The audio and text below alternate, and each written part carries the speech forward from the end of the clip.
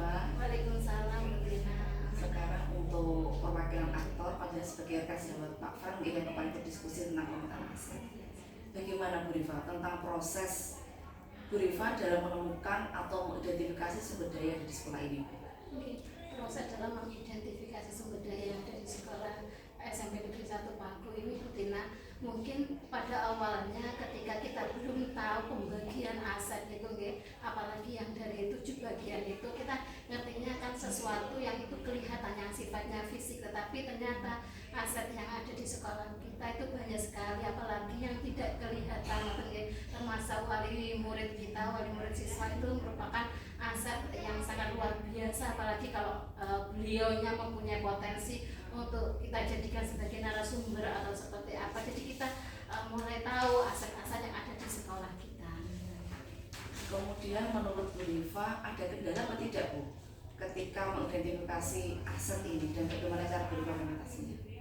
Kalau kendalanya mungkin pada waktu masuk ke bagian-bagian yang Bu Tina, misalkan wali murid itu termasuk masuk ke aset yang mana di manusia. Terus kalau misalkan adanya pondok di sekitar SMP Paku itu termasuk aset yang mana, agama budaya, atau mungkin di sana aja kendalanya. Tetapi ketika kita sudah mulai paham tentang pembagian aset dan klasifikasinya, kita sudah tahu bisa memasukkan aset-aset yang ada di sekitar kita dengan mudah. Kemudian bagaimana perasaan Bu Rifa ketika berhasil mengidentifikasi sumber daya sekolah itu dan apa pertimbangan Bu Rifa dalam menentukan sumber daya sekolah? Saya sangat senang sekali nih Bu Tina, karena secara tidak langsung kita mulai tahu potensi-potensi yang ada di sekolah kita. Tadi yang saya sampaikan yang kita kelihatan aja secara fisik, tetapi itu luar biasa sekali. Kita di SMP Negeri 1 Paku itu banyak aset potensi yang tidak kelihatan dan itu bisa memajukan sekolah kita. Kemudian menurut Bu Rifa aset yang paling dominan di SMP 1 Paku ini apa?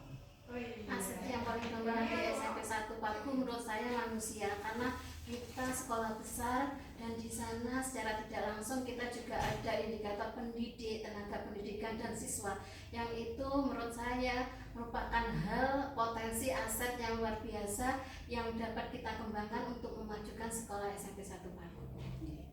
Terus yang terakhir ini Bu Rifa ada hal lain apa tidak Bu yang bisa dijadikan sumber daya sekolah yang belum ditemukan dalam proses ketika diskusi kemarin?